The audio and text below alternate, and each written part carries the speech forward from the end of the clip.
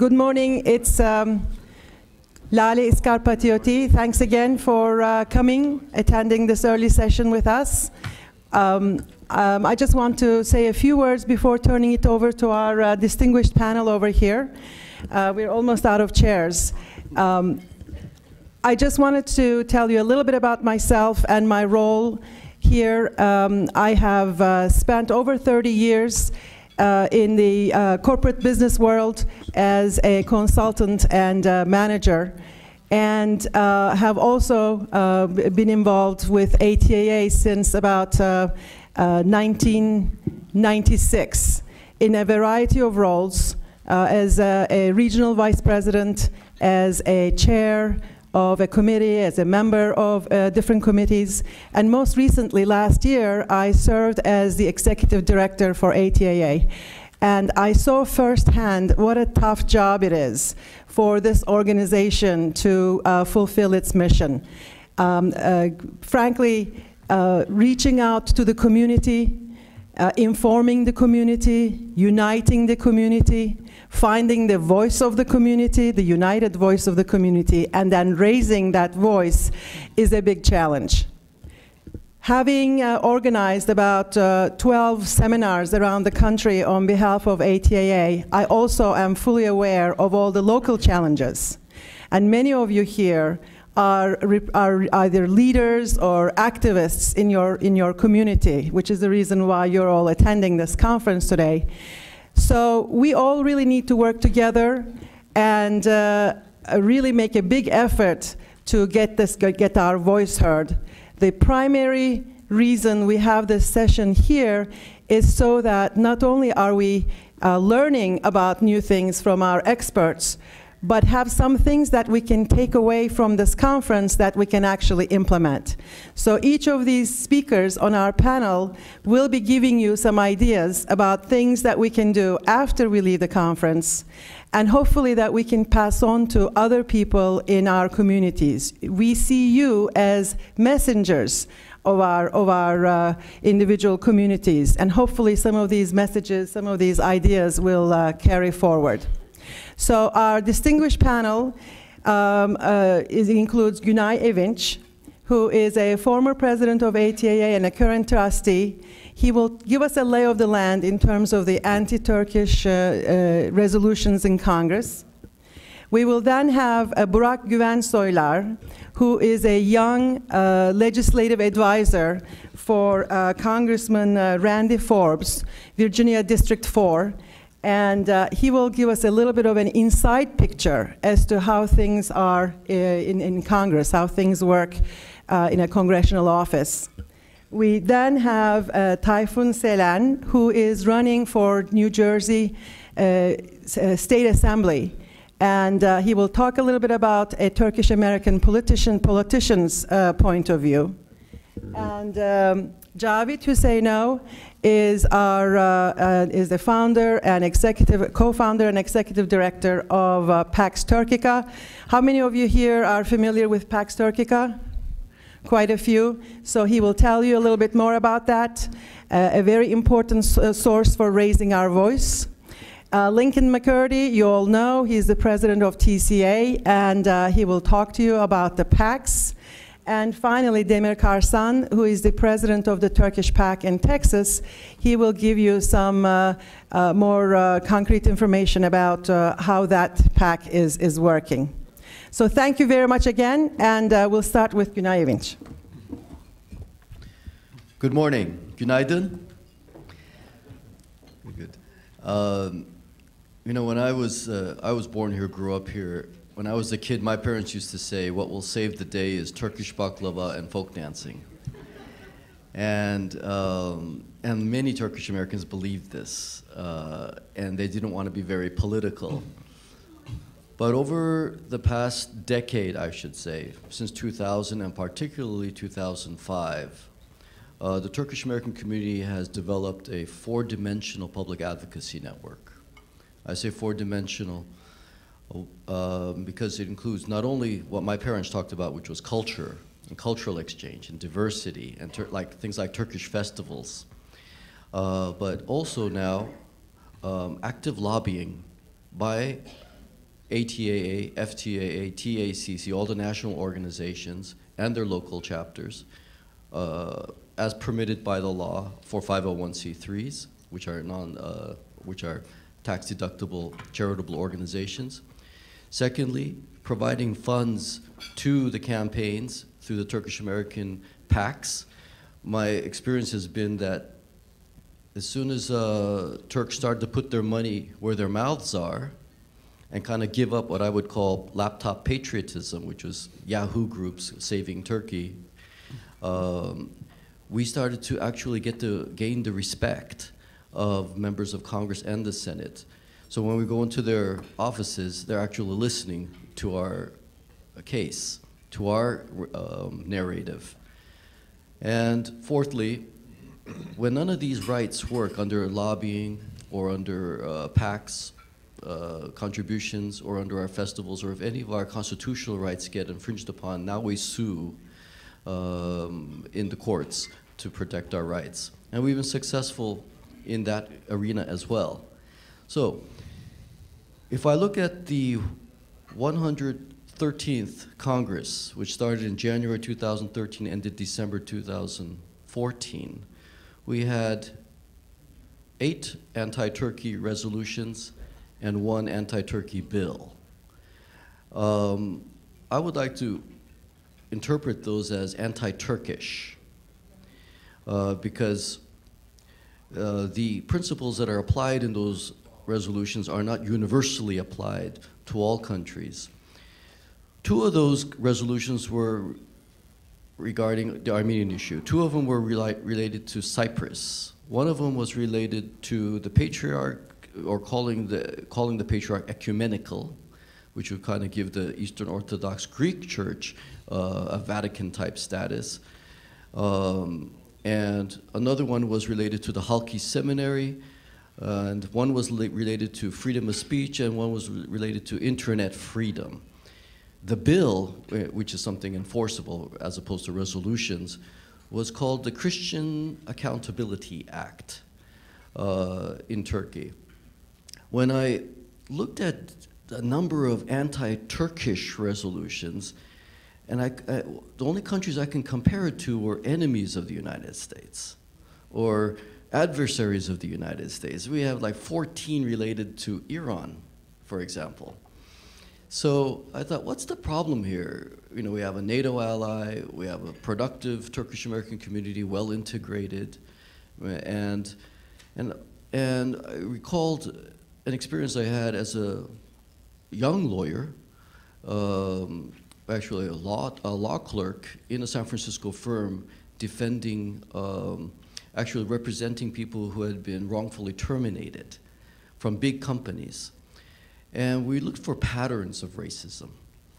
And I started to see what I would call a pattern of racism in the 9 anti-Turkish resolutions and the bill. And that was, 1, the tone is derogatory. 2, the facts are inaccurate. 3, the frequency in which they occur. And 4, the numbers in which they occur. So at the Assembly of Turkish American Associations within the Board of Directors, we said, you know, we see a pattern here. This we can call a racist regime of anti-Turkish resolutions. And then we started to take this matter up in Congress as a demonstration of a pattern of racism against people of Turkish heritage. A 5th element was that many of these resolutions would be introduced by or encouraged by ethnic lobbies that were adverse to Turkey and to Turks. And I don't need to hide anything. I mean, the Armenian lobby and the Greek lobbies were very important in mobilizing these resolutions and this bill. When it came to the bill, well, hi, Bill. Hey, there's William out there. When it came to the bill, the Christian Properties Accountability Act, I thought, you know, my grandparents are from Macedonia, and other people are from Bulgaria, Greece, you know, from the very past. And what about Muslim properties in the Balkans? Jewish properties in the Balkans and the Caucasus, Turkish properties in the Arab states. Why not look at property accountability in a universal sense and not just a Turkey sense? And so we mobilized with the ATA a hashtag Stop Crusade, because there again we saw what's being targeted here are the Turks. It's not the principle of universal rights in property. And when we realized, what we realized when we did that is, first, the Greek American community kind of turned cold to the idea of Christian properties accountability, because they're very sensitive to Muslim properties in Greece. So basically, with the four-dimensional advocacy system I just described, we started to educate, inform, and with our PAC influence members that if they want to solve problems in Turkey, they have to look at the broader problems that they're confronting. And in that respect, apply the same type of scrutiny to the neighbors of Turkey and the broader region. Thank you.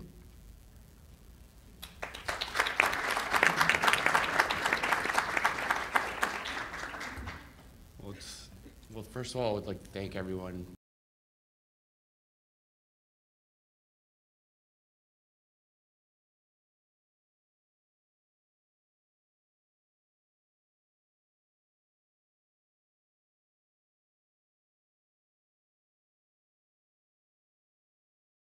I'm originally from Atlanta and went to the University of Georgia, and the first ATA conference I attended was right after I graduated.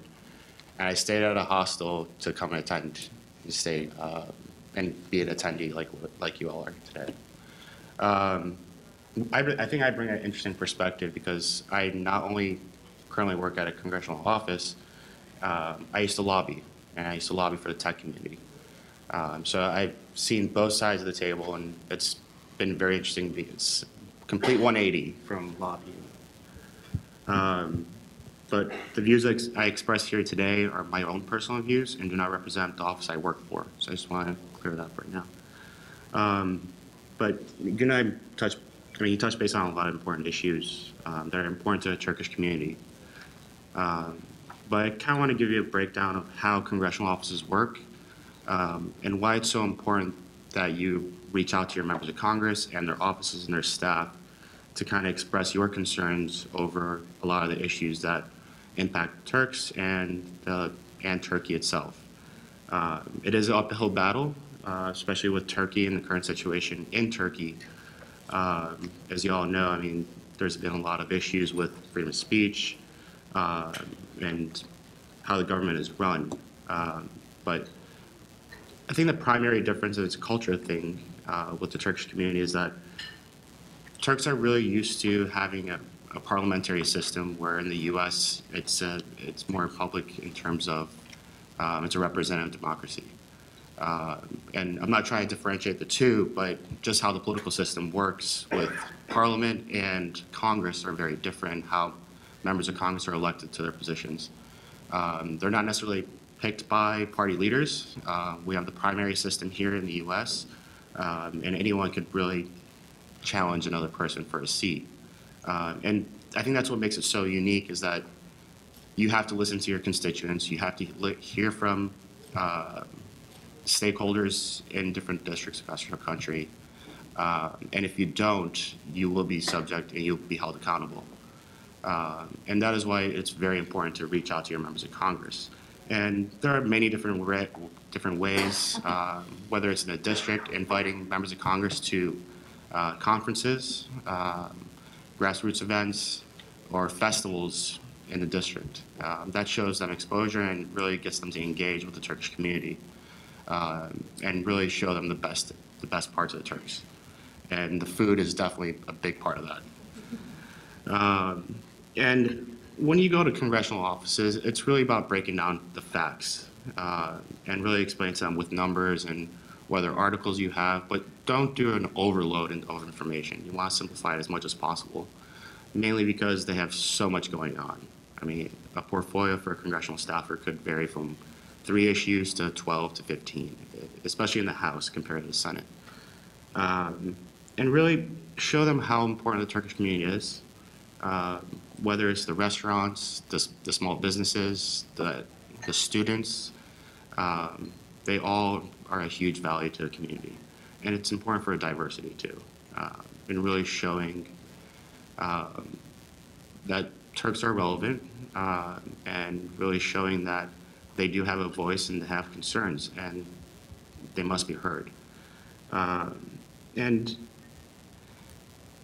I think one of the biggest challenges for Turkey now is the current climate in Turkey and with the European Union. And the NATO argument's been used for years and years, and there's no doubt that Turkey is an ally to the U.S. But I think a lot of people are hearing from Turks themselves here in the U.S. Who express their concerns to Congress as well about what's going on in Turkey. And that's also an avenue to get your voices heard about some of the concerns about what's going on in Turkey and access to information and censorship. And I think it's a very important vehicle to actually get your voices heard, whether it's here in D.C. or in Turkey. At the end of the day, you have members of Congress that are speaking to Turkish officials as well. And the Armenian issue is a very big issue. Obviously, we all know this. And it's going to be a very tough year. I mean, the ambassador said it himself. And Günay, you really highlighted the important parts. But if you want to combat that in any way, you have to contact your members of Congress and their staff to express your concerns. And when we present something to a member of Congress in terms of how they should weigh a position, I mean, we're going to consider who's contacted the office. And I know the Turkey caucus has grown over the years, and that's in large part due to advocacy and grassroots outreach. Otherwise, there's no interest. I mean, why would a member of Congress just sign up if they're not hearing from a constituent about how important Turkey is? They're going to focus on other issue areas, and Israel's there. I mean, Pakistan. I mean, it varies. Afghanistan. There's so many international issues going on right now, and Russia is blown up, and you have to kind of get their attention. You have to attract it to Turkey and show how important it is to the region. Turkey provides an incredible value, not only here in the U.S. in the region with its economy, its culture, diversity, and those are all things I think need to be highlighted when you're speaking to members of Congress and their staff. And when it comes to grassroots, and I've talked about this before through TCA, is that you also want to focus on your own communities in the U.S. where you live, whether it's through Rotary, nonprofits, joining the local PTA. All these things make a huge impact. And when you start getting your voices heard, that's when they're starting to listen. And if you want to actually get your points across, advocacy is the primary avenue to do it. I'm just going to be short, but we'll be happy to take any questions after. Thank you, Paul.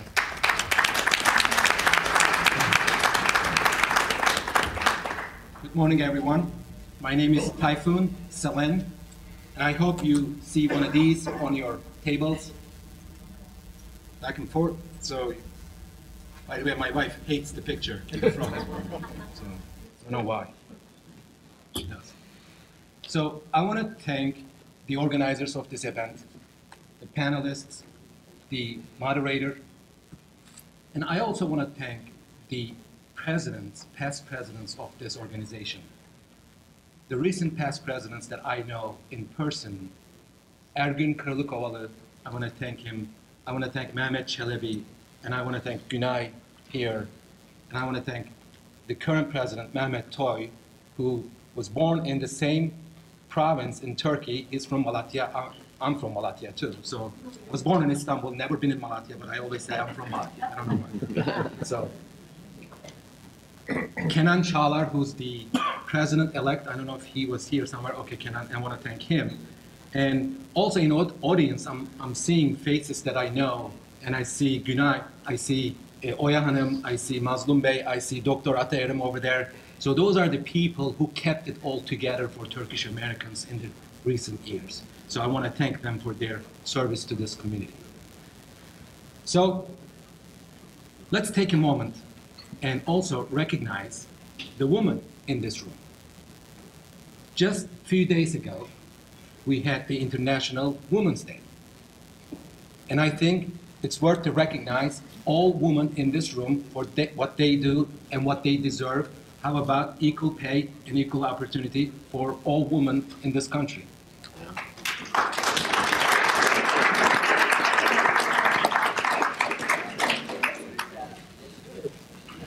And I want to introduce myself. My name is Tayfun Selen.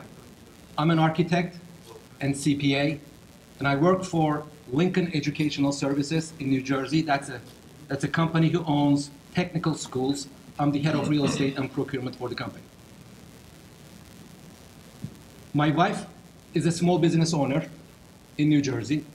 She owns and operates children's clothing store in Livingston, New Jersey. We have a daughter, 14 years old. She is a freshman in Chatham High School public school system, part of it. We love Turkey. We love our town. We love our county. We love our state, and we love America. So I was asked to talk about the issues related to Turkish American community in New Jersey, maybe in America in general. So I want to say this. Really, the issues of New Jersey in general are the issues of Turkish Americans. I don't want to isolate Turkish Americans because Turkish Americans don't have a separate set of issues in New Jersey and in America too. So New Jersey's issues are our issues altogether. So we have a lot to fix in New Jersey. We have education funding, education reforms, we have spending issue, controlling spending, income taxes, environmental issues, all kinds of issues in New Jersey. Now, I'm going to give you a specific example so you can conclude by yourself. So what the relation, what the correlation could be for Turkish Americans in New Jersey, New Jerseyans, and Americans, and Turks. And I'll tell you this. In New York and New Jersey, I was told that we own, as Turkish Americans, 300 gas stations. Believe it or not, 300 gas stations in New York and New Jersey. Let's say 150 in New Jersey, 150 in New York, right? Several years ago, Exxon wanted to sell all of its gas stations as lump sum, as a bulk to another company. That's fine so far, without giving the right for first refusal to the current owners. Obviously, 150 of them were Turkish Americans, right? So Exxon wanted to sell it to someone, just one, sale, easy, boom. What Turkish Americans did, this is before me, this is several years ago, this is 7, 8 years ago. They lobbied, they hired a lobbyist, they lobbied in the state assembly, and state assembly forced Exxon to give first refusal rights to every gas station owner. So what that meant for many gas station owners, and they had an opportunity to keep their businesses. So think about it, 150 gas stations I'm talking about. Let's say one owner or two partners, 3, 4 workers, 6, 7, 8 employees, some of them more. 7 employees means, let's say, 3 members of the family, 21 times 150, let's say 3,000 people. 3,000 Turkish Americans were impacted by what state assembly did for them. So I want to be part of that organization. So next time, we can do a lot easier for Turkish Americans. They don't have to hire lobbyists. So they spent a lot of money for this cause. I'll make a big discount for Turkish. So, yeah. So that's one thing. And one other thing I was gonna mention is in education. You know, we have been talking in our house about this PARC test. I don't know if you're familiar. It's a New Jersey thing, and you know, all the students have to take this test. Not for students, really. It's for to evaluate school districts and the teachers. So it was a big discussion. Again, State Assembly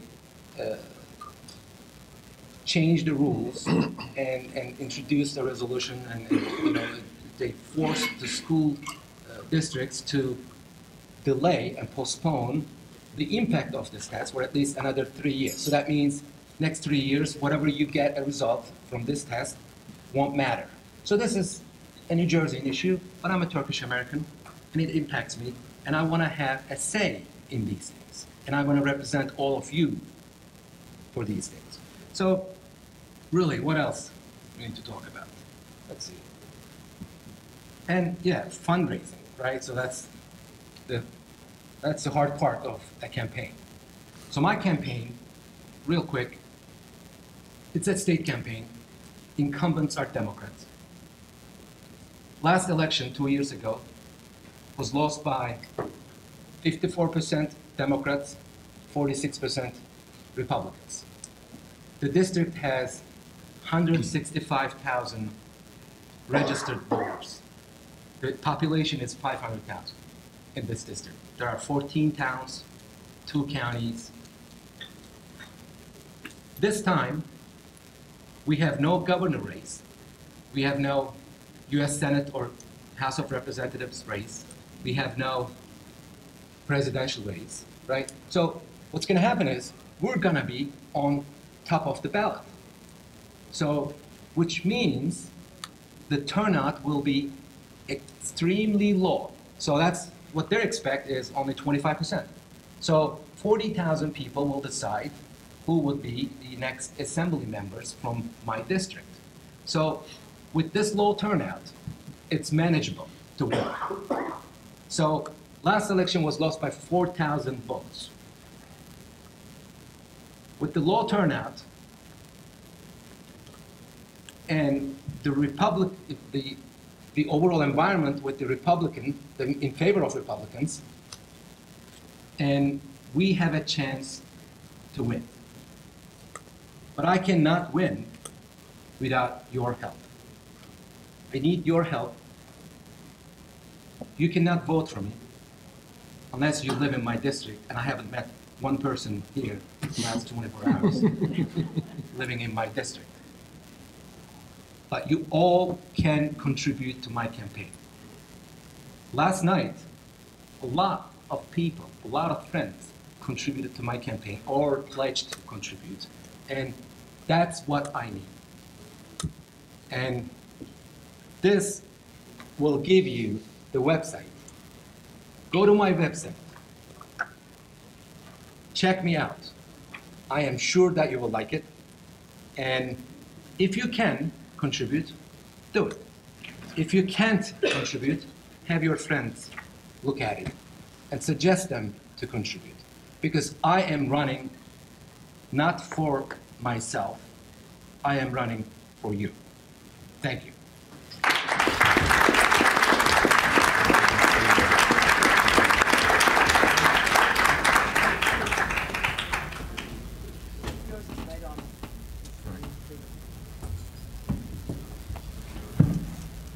It's not over there, though.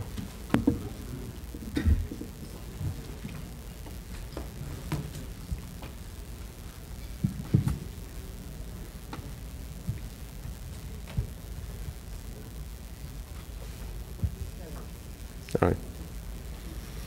Hello, everyone. My name is Javid Husseinov. You probably, by now, most of you know me as I already presented several conventions in the past. First of all, I would like to express my gratitude to the Assembly of Turkish American Associations for organizing today's and the conference over the past few days. Personally to Dr. Mehmet Toy, President of ATA, to Lale Hanım, who has been extremely helpful, Günay and Oya Hanım. She has always been at the forefront of Turkish-American issues and community organizing. I'm going to talk about the Pax Turkica, but not really about the system and the purpose itself, but about what needs to be done by Turkish-American community and the wider Turkish-American community at a difficult year. What is a very difficult year for all of us, which is the year 2015. So first I'll go through the background of what we exactly do. We're engaged in advocacy, and there are different ways of advocating interests of a particular group. So first of all, what is advocacy? It's a process of influencing public policy and resource allocation decisions within political, economic, and social institutions. And that can be done by foreign nations, that is often by foreign lobbying regulated by the Foreign Agents Registration Act. It can be done by constituents, voters, community grassroots advocacy, which is what we do, and by business interests, which are special interest advocacy groups. Our focus of interest is the U.S. policy towards Turkey, Azerbaijan, Kazakhstan, Kyrgyzstan, Turkmenistan, Uzbekistan, and the Turkic minorities in Russia, China, Iran, and Eastern Europe. Our focus of campaigns is anti-defamation and conflict resolution, regional energy security and trade, and democracy, promotion of democracy and free markets. So, what is the community advocacy landscape? There are different groups that get involved in advocacy in different ways. And from my perspective, they are divided into three major areas, which is grassroots mobilizing. And I brought ATA as an example organization. It's one of the organizations that is involved. It's basically organizing the community, being democratically elected and represented. What we do as Pax Turkica is voter networking and engagement. That is, we are encouraging those of you who are constituents in America to participate in our campaigns, to address your elected officials and media, advocating the interests of Turkish Americans and Turkic Americans. And there is a third important aspect, which is speaker after me is going to talk about. That's fundraising, and that's political action committees, which is probably probably the most important aspect of advocating the interests. So, mission I won't go over in length. What we do is we engage the constituents through using advanced advocacy tools. We specialize in crafting a message that will be delivered to your public officials. We educate public officials, media, and academia. And we foster collaboration between activists, grassroots activists, and scholars.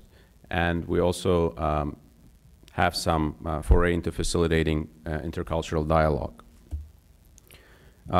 Our achievements in the past years have been we've sent over 700,000 plus action letters to officials and media. We have close to 40 recognitions obtained in 20 states, some of the key ones that I'll mention in the next slides. We have over 170 articles published in US newspapers over the past 4 years. We have a large database of engaged Turkic Americans. That are people who are involved in the campaigns and continuously participate in our campaigns. And we're supported exclusively by the community and for the community. And these are the number of most successful resolutions that we have obtained in the past few years, and I'll touch upon a few of them. The most important ones that I would like to highlight here, apart from recognitions by different states, are the Georgia House Resolution 1594, which for the first time, there are, as you know, the Khojalı massacre committed by the Armenian forces has been recognized now by, on various legislative and executive levels by nearly 18 states. And Georgia resolution stands out among them because it was the first and only resolution so far that specifically named a perpetrator of that genocidal act, and that is the current president of the Republic of Armenia, Serge Sarkisyan. And it specifically quoted Mr. Sarkisyan's breaking of stereotypes quote, which you heard in Ambassador Suleymanov's speech. So that was a very unique achievement for us. Another very important and key resolution was New York Resolution 3784, which recognized the Azerbaijani genocide committed by the Armenian armed groups in 1918. In many sources, these are described as March days of 1918. But in Azerbaijan, this is described as soygurum, as Azerbaijani genocide. And this was first time a US legislature recognized extended recognition of this event, specifically using the word genocide. Now, there are different advocacy topics that we focus on. The Armenian-Turkish historical controversy, which involves allegations of genocide, territorial claims against Turkey, anti-Turkish defamation, denial of Turkish suffering during World War I, and I'll touch upon that a little bit in detail. The Armenia-Azerbaijan Nagorno-Karabakh conflict, regional security and energy. The other topics that we focus on within the realm of Turkic interest is the plight of the Crimean Tatars, specifically their mass deportation by Joseph Stalin in 1944, as well as their recent plight with the Russian annexation of Crimea. Cypriot Turks and their plight, Iraqi Turkmens. There were several campaigns in the past year addressing their fate. As you know, there were ISIS siege of the town of Amirli in Iraq, where Iraqi Turkmens live, and their plight was very important to us in the past year. And as well as Uyghurs in eastern China, that's also a very important human rights issue for all of us. Other important topic is unconstitutional interference in Turkey's religious affairs. That's legislation on Christian properties, which Günay mentioned. We also get involved in some campaigns for in help of our Macedonian friends, Macedonian American community, and that's a dispute over their name and restrictions that are put by the European community and Greece on their involvement. And, of course, awareness and recognition of the key holidays and anniversaries. Now, I want to move on to understanding who our opponents are. Today, the main groups that are involved in anti-Turkish and anti-Azerbaijani and anti-Turkic propaganda on American soil are the Armenian National Committee of America, which is a leading one, Armenian Assembly of America, which is a second leading group on these issues, Armenian Youth Federation, United Armenian Youth, which is another subset of the Armenian Revolutionary Federation, which is a political party in the Republic of Armenia. There are foreign lobbyists of the Republic of Armenia operating under the Foreign Agents Registration Act. There is American Hellenic Institute, which recently resurfaced in California, counteracting against the monument to Mustafa Kemal Atatürk. And there is a Cypriot Action Network of America, and there are a lot of misinformed or deliberately biased legislators, some of which I'll mention in the next slides. We have been recognized by ANCA, and we're very proud of that, actually, in the fact that right after the passage of California AB 659, ANCA sent a fundraising message to its constituents, specifically mentioning Pax Turkica, and claiming that it's one of the many Turkish lobby groups working against them. So what's currently on the agenda targeting Turkey? I know that there has been, Günay already mentioned, there are congressional resolutions against Turkey. What I want to focus is the state resolutions. There are actually probably a dozen state resolutions targeting Turkey ahead of April 2015, which are left out of focus. And the reason why they should not be left out of focus is because apart from the fact that they claim to recognize the quote-unquote Armenian genocide, they also promote education bills that will include Armenian genocide education in our public schools. in US public schools. Now, recognition of genocides at the legal level by courts and so forth through the court system is an important fact, of course. But just like the question I asked yesterday is, there is a court of public opinion, which is very important. And in court of public opinion, through these resolutions, Armenians are Armenian American groups are actually taking advantage, and they are having an upper hand. And the reason why they're having an upper hand is they are very, very flexible on their definition of the term genocide.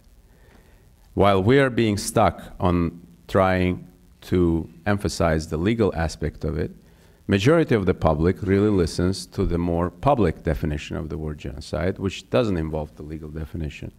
It involves basic understanding of suffering, of relocation, of displacement, of moving a large group of people from one location to another, of them losing a domicile, their homes, and so forth. That, from the perspective, that's how they present it. So that's how their definition of genocide is. And in this context, they also bring examples of Cambodian genocide. They bring examples of Irish famine and other examples which are not recognized by international courts, by the International Court of Justice, but which specifically do describe them as genocidal acts. So we have to think about these, and moving beyond, I will go back to this slide, but moving beyond April 24th of 2015, we really have to think about those aspects. So genocide recognition, there is the legal aspect of it, yes, there is no way this will pass through the international courts, but there is a public aspect of it. And the public aspect of it really is about mutual suffering. I don't see many a lot of mention, except for the map that was published by the Turkish Coalition of America, showing the relocation, mass relocations of Turks and Muslims from Balkans and Caucasus during and before World War I. There isn't major research or information about the tremendous suffering of Turks and Muslims in the Ottoman Empire before and during World War I. There isn't much information. So this needs to be brought out. This needs to be brought out and discussed in an open forum in discussions, and needs to be understood that the suffering was not exclusive to any one particular ethnic group. Another important aspect is, since I don't want to extend too much, I'll talk about the latest issues that came up. And in California, just about 10 days ago, we had an incident in Carson, California, where the American Turkish Association of Southern California, which I also represent, we have been in discussion with City Council in Carson to erect a monument to Mustafa Kemal Atatürk. And the project has been going on successfully for almost 2 years since the discussion started. It did pass through the initial stages, through the Planning Commission and so forth. And City Council considered the issue on March 10th. And what happened on March 4th, I'm sorry, and what happened on that day is that Armenian American groups, led by the, interestingly, Armenian Revolutionary Federation, US committee, which is, again, a political party registered in the Republic of Armenia and represented on the US soil, ANCA, which is another branch of the ARF, and other groups. They had different groups that showed up, you know, even the high riders, the motorcycle gang of ANCA that showed up at the event. And they organized a mass protest, which obviously turned the city officials away from approving this issue. But what's interesting coming out of that is that, first of all, aside from the fact that the mayors of Glendale and Montebello, both of whom are Armenians, showed up to present against, and actually mayor of Montebello was specifically the one who compared Atatürk to Adolf Hitler. This is a new development where they are trying to link Atatürk specifically to the events of 1915, and in this way connect the modern identity of the Turkish Republic to the quote-unquote genocide issue.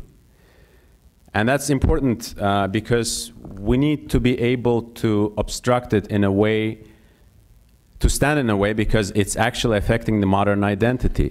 And we need to separate these two issues in a way that it will not affect future development.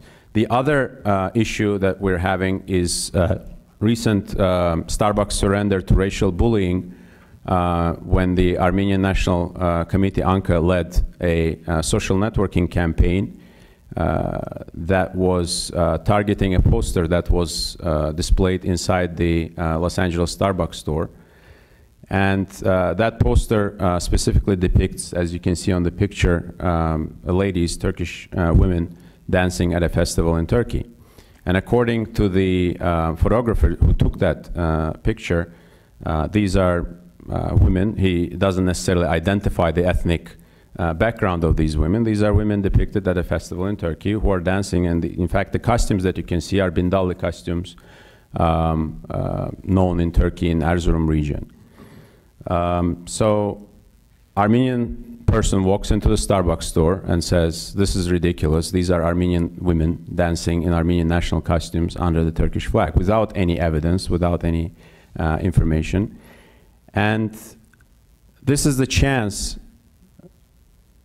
for us, for the Turkish Americans and Turkic Americans, to show how the allegations of genocide are being translated into the realm of racism and xenophobia, where any kind of appearance of Turkish identity, whether it's through national costumes, flags, at any location, is being torpedoed by the Armenian American groups. And we need to transform it into the nationwide campaign. This is why Starbucks issue is the most important. We will not be able to bring back the issue of the monument in the near future. But the Starbucks issue is the most important issue around which the Turkish community has to rally at this point, because we must force Starbucks to retract its position and to apologize for deliberately removing the posters. We have sent numerous, thousands of letters have been sent so far, and there has been no response from Starbucks. Interestingly, we had a similar campaign against Hyatt in the past, Hyatt Hotels, and Hyatt did respond to a similar kind of issue, but there has been no response from Starbucks. So we would like to hear that. We would like more Turkish Americans, and if you can inform your friends to participate and join this campaign, maybe establish new hashtags, or to have to join our letter campaign and to participate actively in these issues. Okay, with that, I will close. And one more thing I wanted to ask. I always ask that during my presentations. Please do get involved in your local issues, whether it's city council, school boards. Please do get involved in your local constituencies, because without your support, without your participations, we will not be able to move forward. We will not be able to succeed. And what happened in Carson, in California, was an example of that. Thank you very much.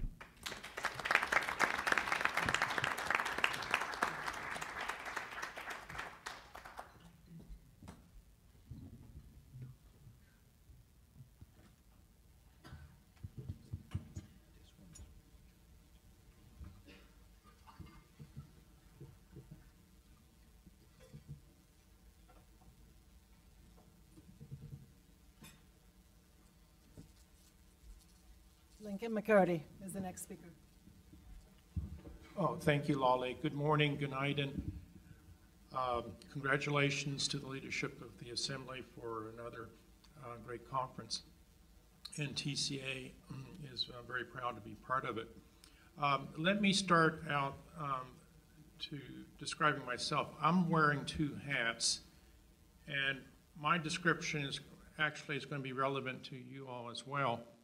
Okay, I'm president of the Turkish Coalition of America, which is a 501c3, such as the Assembly and such as many of the local Turkish American associations across the country. But I'm also treasurer of the Turkish Coalition USA PAC, Political Action Committee. And these are two distinctive organizations, and according to U.S. law, there has to be a firewall between 501c3s, charitable organizations such as the Assembly, TCA, business associations such as TAJI, Alta DC. There has to be a firewall between these organizations and political action committees. Now, as individuals, we can be involved in both, but like being a lawyer, you go to one client to another client, and you've got to keep your client business confidential with that particular client. Same thing applies in this situation. So you can be very active in the Assembly, as I'm very active with Turkish Coalition of America, and at the same time I can be very active in political activism. I just cannot use TCA resources to fund activities for the political action committees, and you as members of the Assembly of Turkish American Associations cannot use ATA resources to fund political action committees. But again, as individuals, you're allowed to partake in both of them. And we need to be involved in both of them because as you heard from our other speakers, the challenges are out there. We have to take a macro approach on hitting every area. So the Assembly, TCA, and other organizations are very involved in the educational awareness of making sure there's the Turkish American perspective on some of the historical issues and current issues, that there's information out there for elected officials and for the general public. That's educational awareness. But on the other hand, that's not only, for so many years that was what was the focus, was just to focus and to concentrate on educating other Americans about the Turkish American perspectives. Again, that's very, very important. But the other important ingredient is political activism, and you need both. And what is political activism? That is being involved in the political arena, being involved in supporting or opposing candidates of your desire. So this evening there will be a congressman from Pennsylvania, a freshman congressman, Congressman Brandon Boyle, who is very, very supportive of Turkish American issues. He's somebody that you want to support. We all know of the 4 Turkish caucus chairs. Excuse me, something's wrong with my phone. Okay, there we go. We all know about the 4 co-chairs of the Turkey caucus, 2 Republicans, 2 Democrats. Republicans, Ed Whitfield, Virginia Foxx. Democrats, Jerry Conley and Steve Cohen. They need to be supported. Then we have a very dear friend from New Jersey, Frank Pallone, who loves Turks. He needs to be opposed. So as citizens, we have the right to support people who we want to support. So why should we support some guy who constantly bashes Turkey?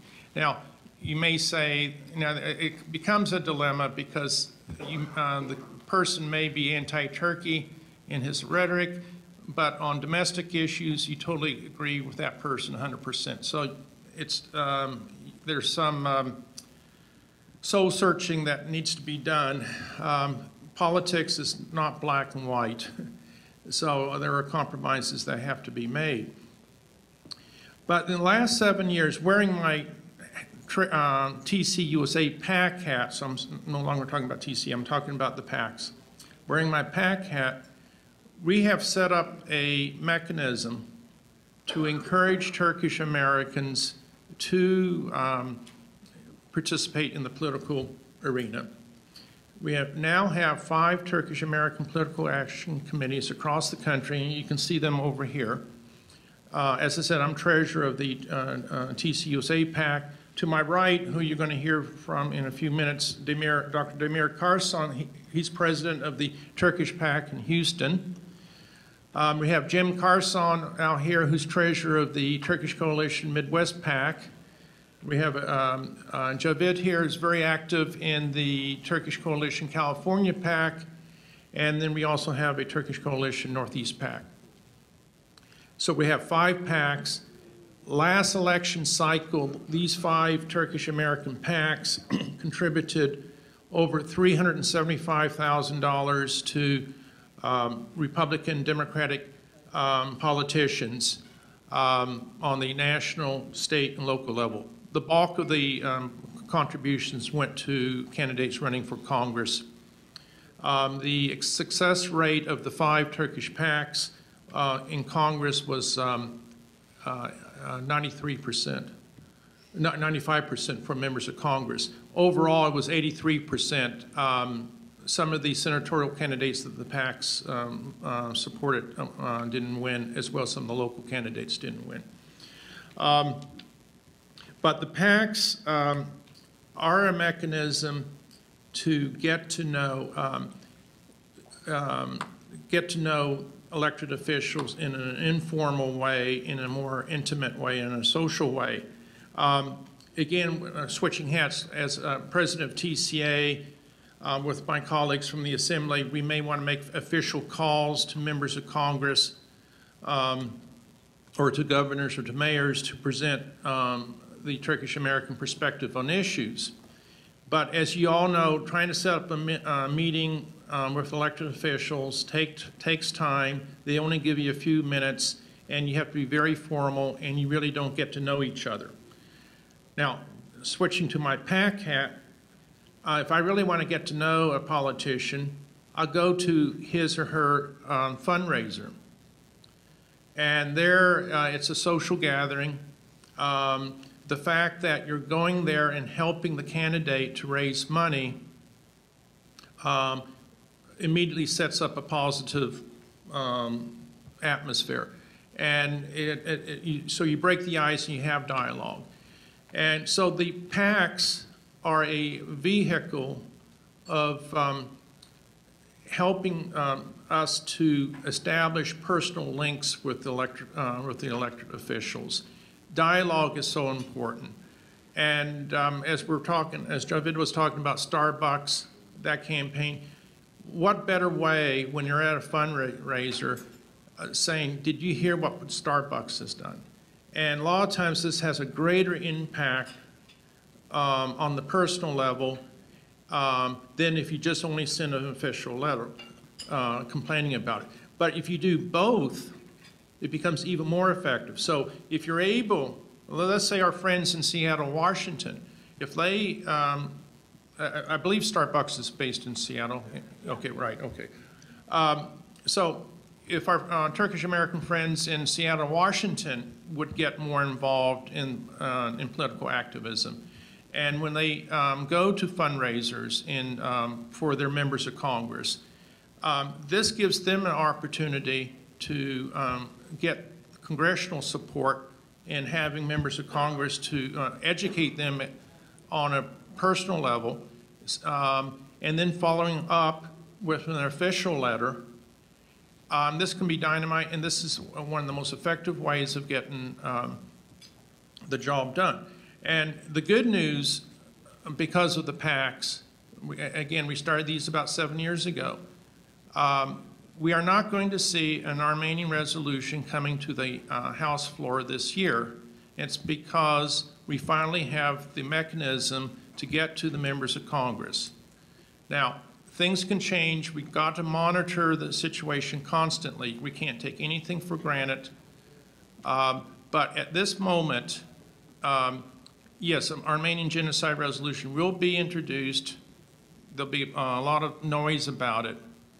But we're in a very strong position because of the PACs getting to know members of Congress through the last 8 years, educating them that this is not a black and white issue, that there is a Turkish perspective.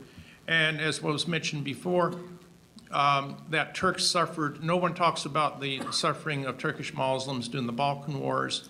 No one talks about ethnic cleansing that started from the 1770s, from Crimea, the northern part of the Balkans, and the Caucasus. So when Turkish Americans are able to say, my grandfather was kicked out of Crete, or my parents were slaughtered in Crete. We used to live in what is now Armenia, but we were forced to leave. This registers. Politics is all personal, and unless you have that personal touch, you're going to lose the game. And it also helps, you have to create your own image.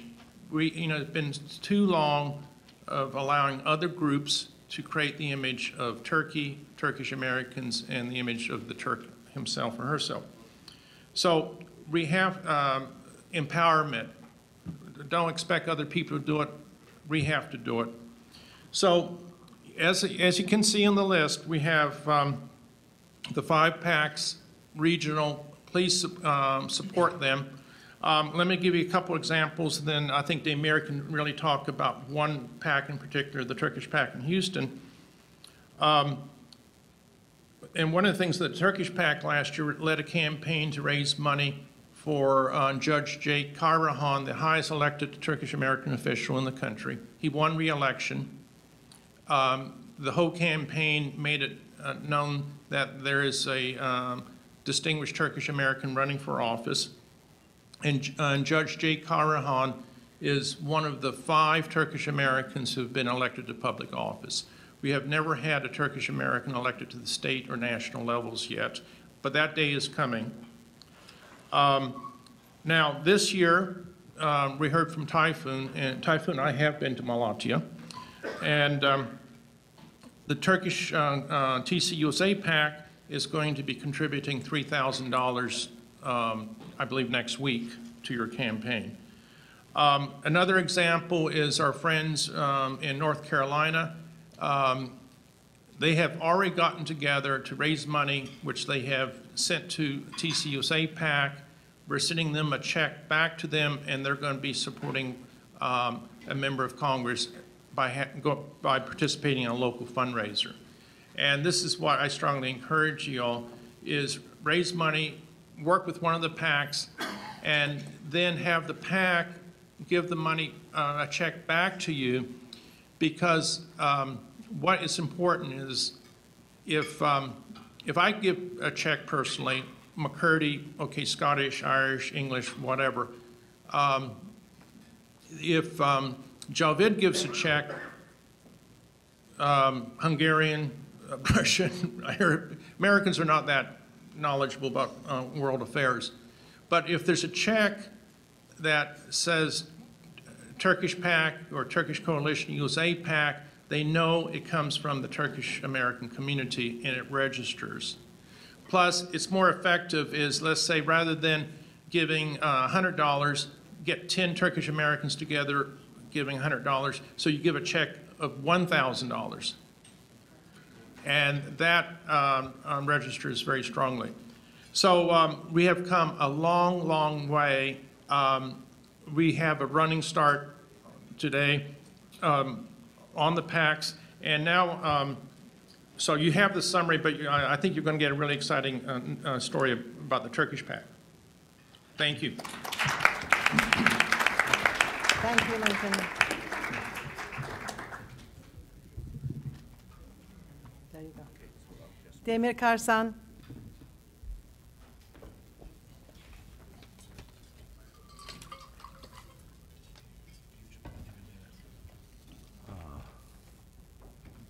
Good morning. First of all, I thank American Turkish Association Assembly for giving me the opportunity to present what we're doing in Turkish PAC. Okay. My name is Demir Karsan. I'm the president of the Turkish Political Action Committee and Turkish Heritage Anti-Defamation Committee. I'm mentioning both of them because they run together with different purposes. I came to Houston, Texas in 1965 as a Fulbright scholar to get my PhD. I became a naturalized American citizen in 1984. Since my arrival, I have been active within the Houston Turkish community, which consisted about 15 persons at that time, and now we have about over 5,000 people in Houston only. So our community has seen a huge growth. I've been a member of the American Turkish Association of Houston since its start in 1980, and I was its president and chairman of the board in 1990s. During my early years, I was not fully aware of the American political system. As I observed some ethnic heritage groups, such as the Armenians and Greeks, defaming Turkey and working against Turkish interests, and especially after the assassination of our diplomats by the Armenian terrorists, I and the Turkish community in America went through a big awakening. This is what led us into establishing the Turkish PAC and Turkish Heritage and Anti-Defamation Society. My presentation today will involve background of Turkish PAC, the geographical area we covered, our goals and objectives, how do we do our Turkish PAC activities, what challenges we face, and our cash flow. I guess, do I push this here?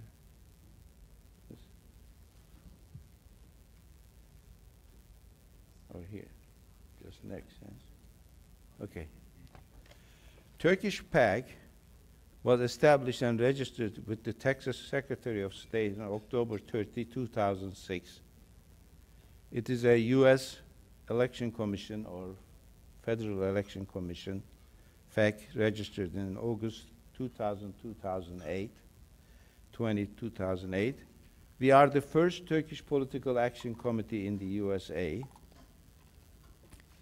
and we collected and distributed over $150,000 here since our start.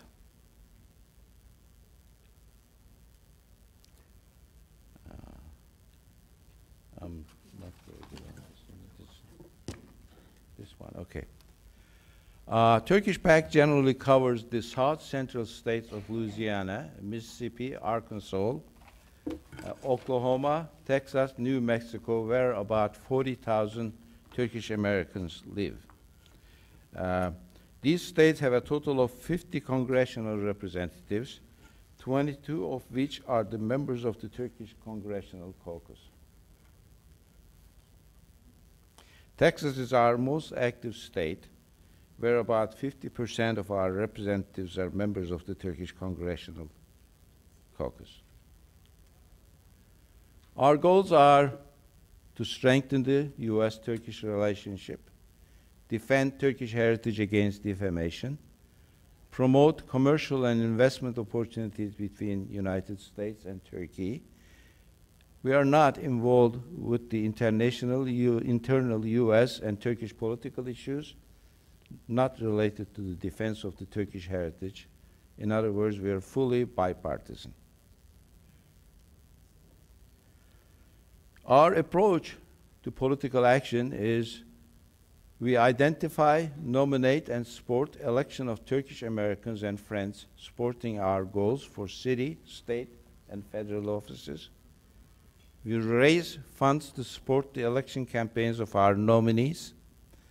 We organize activities, educational seminars, discussion panels, courses, prepare publications, posters, write articles, letters, editorials, etc. to explain, publicize, and advocate our goals.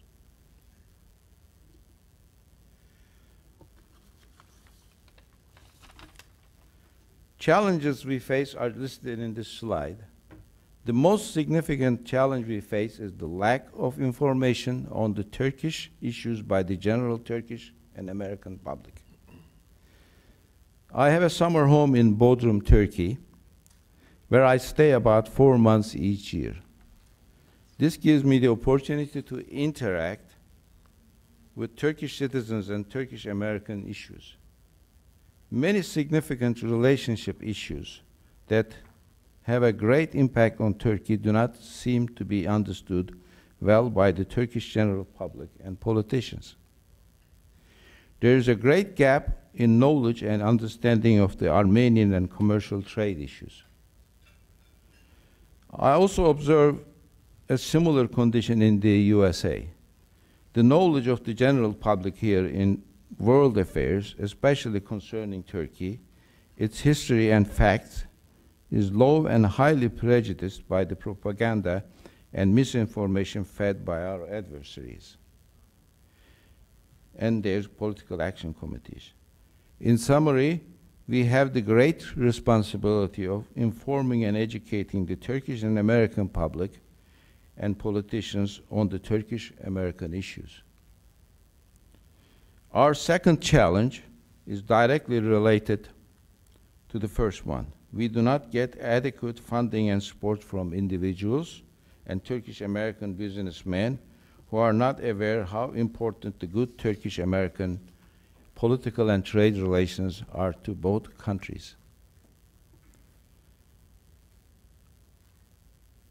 Our staff is all volunteers. While this allows us to spend 100% of our resources for political action, they also have jobs and business and family responsibilities that limit their time dedicated to Turkish back. Last but not least, Texas is far away from Washington and New York, where major political, cultural, and financial actions are. We do not enjoy the same level of activities you enjoy here.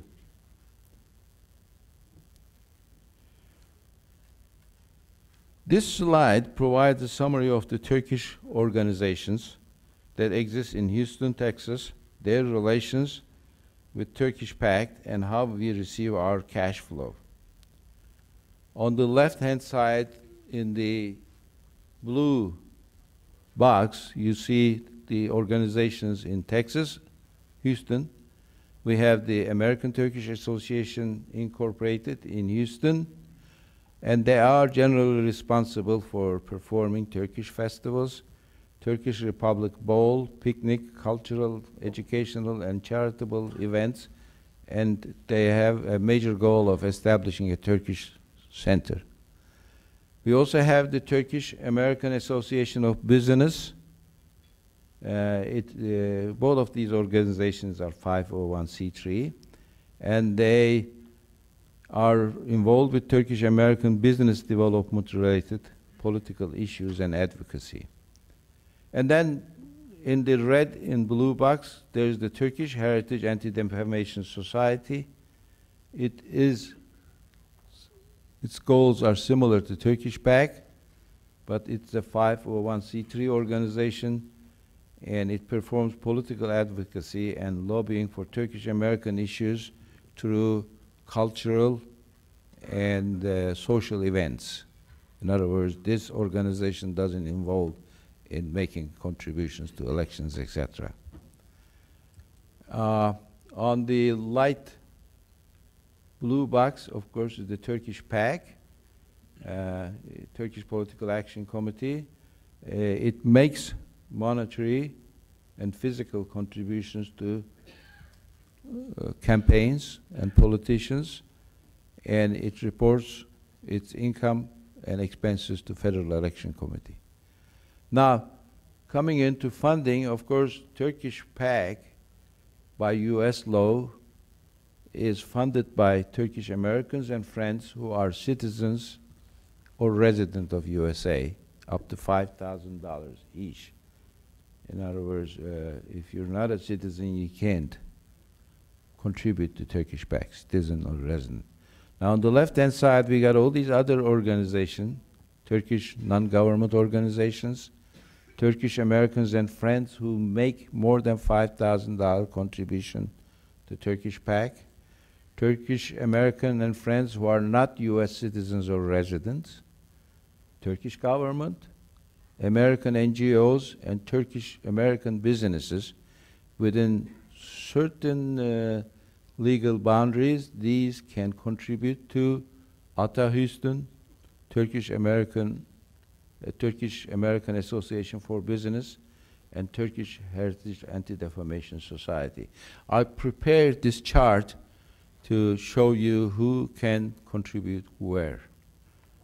So there are organizations established for everybody who's interested in Turkish cause to contribute. Thank you.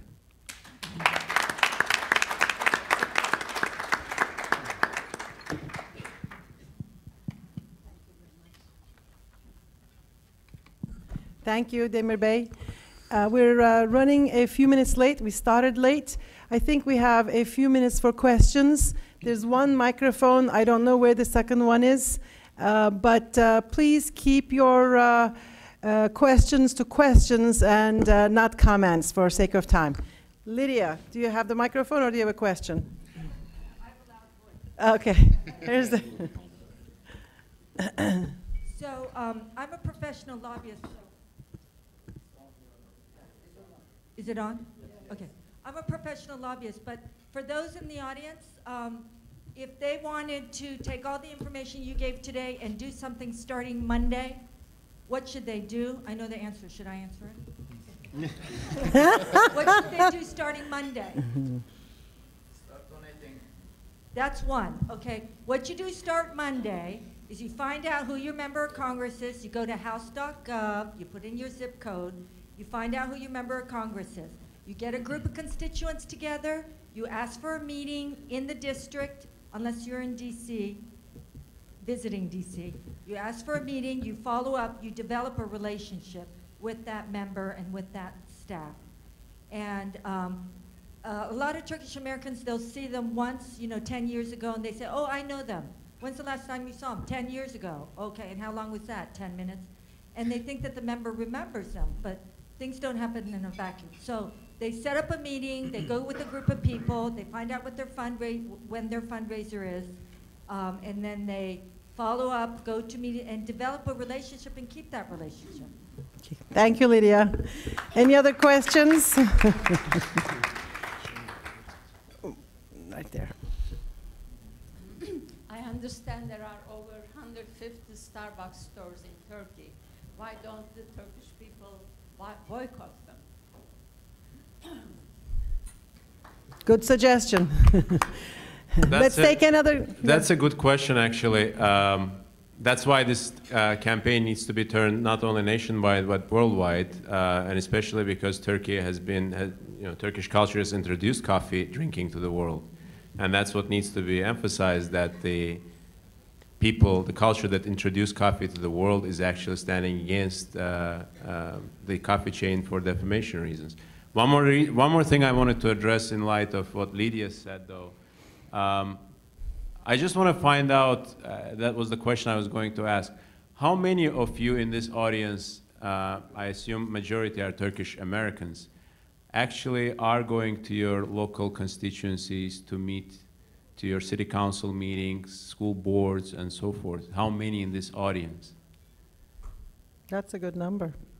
That's a very sad number, actually. It's better than what I expected. And I want to emphasize that the reason why you're losing this war on the public front and the political front and local constituencies and states is exactly because of that. Because the Turkish Americans that live in this country, they mentally live in Turkey, physically are present in the United States. So true. Okay? So true. That is the biggest problem. That is the biggest problem, that you, most of you, I'm sorry, those who don't raise their hands, you're not interested what your child is studying in your school. You're not interested, in California, you're not interested if your child tomorrow opens the book and reads about the Armenian genocide committed by Turks. You shouldn't be surprised, because that's exactly what the education bills do. And that's exactly why Turkish Americans need to get involved in their local constituencies. Not in politics of Turkey, but in the politics of the United States. And all politics in the United States are local. So you need to get involved in your local constituency. Go to your city council meetings. We in California are going to organize field trips to city councils just for people to go and have an experience of how it is like. How are the public decisions made? That is what's important. That is what will change this community to be successful. I would actually like to add to that. Can I? No, go ahead. I will add one more thing. If you are a successful businessman, very busy, don't have time, if you are living in Turkey or if you are a government official or something like that, contribute to our cause. We have great need of financial support.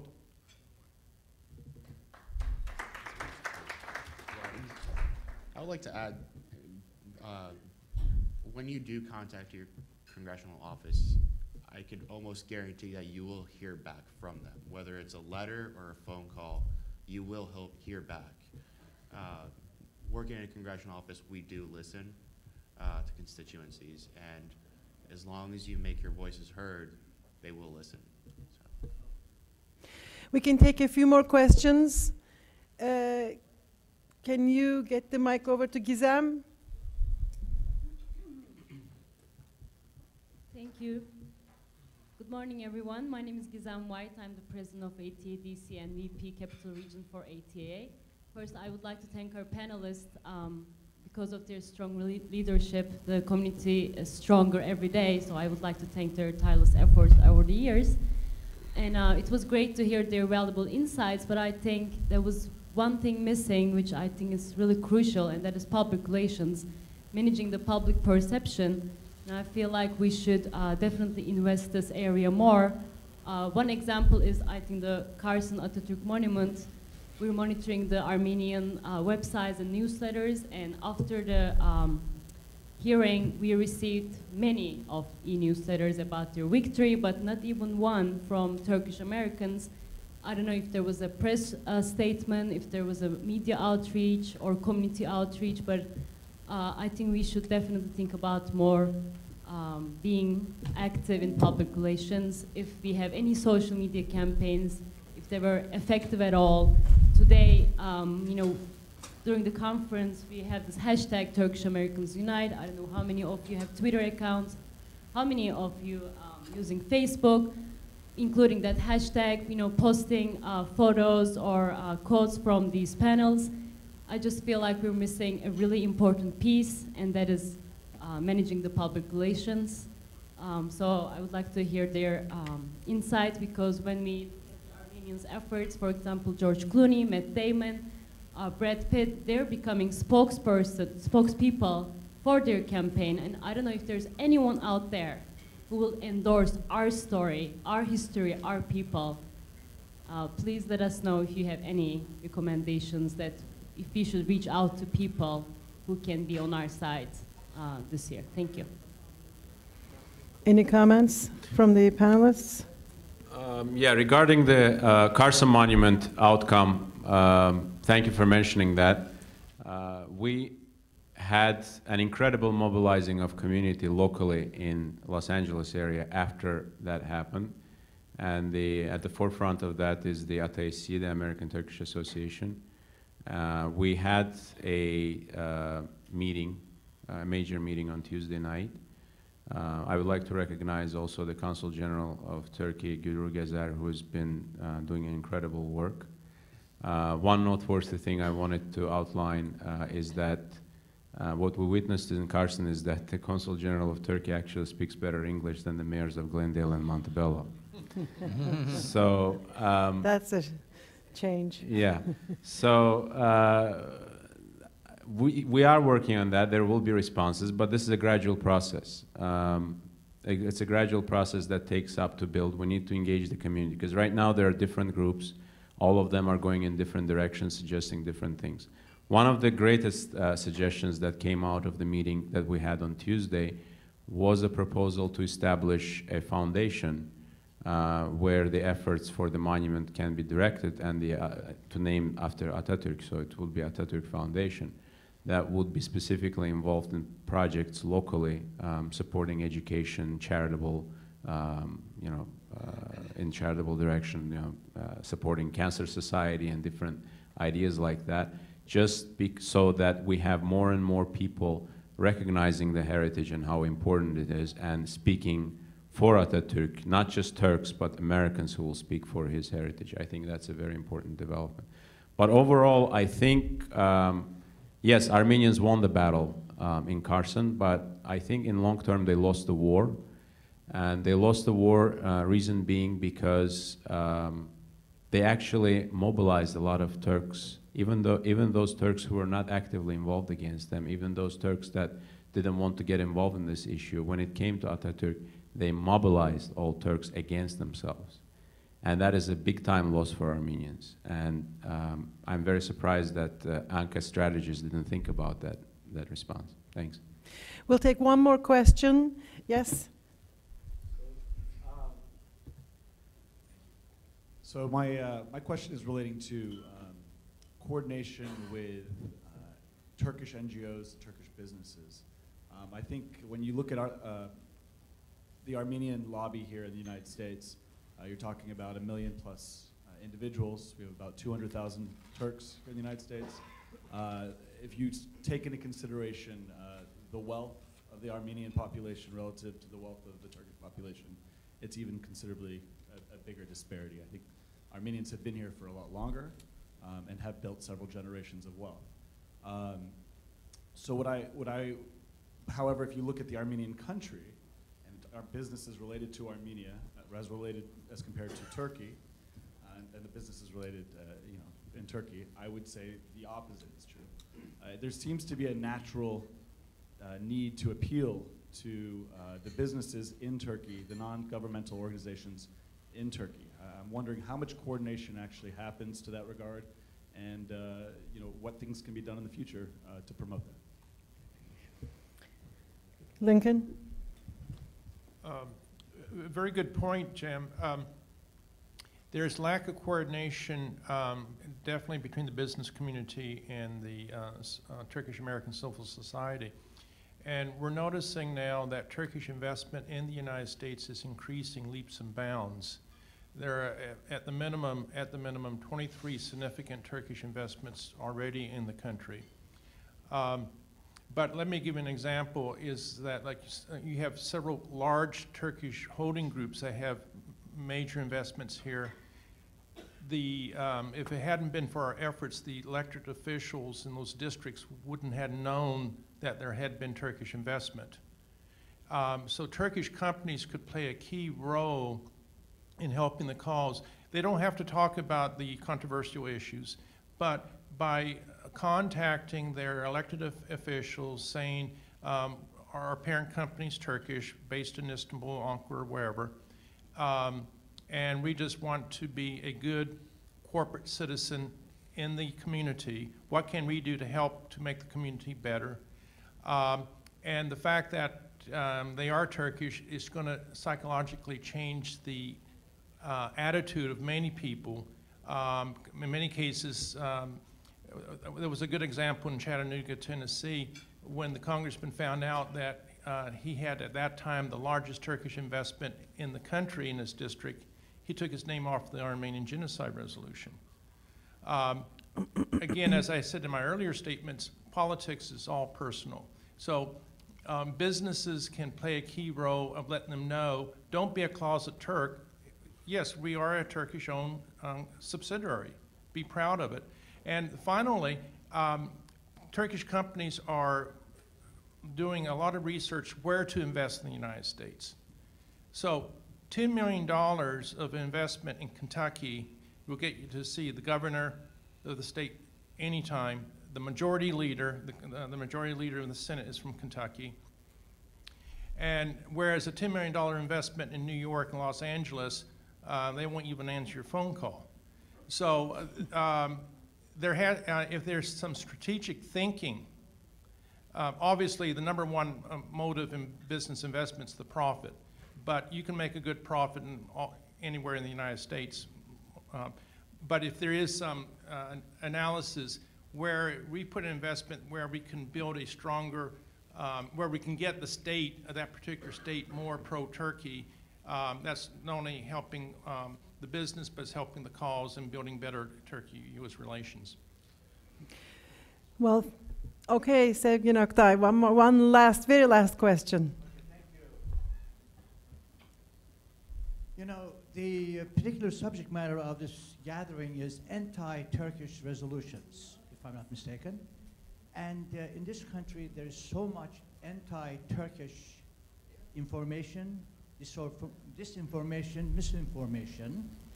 And I think in this age of digital world, most people rely on Google or Wikipedia.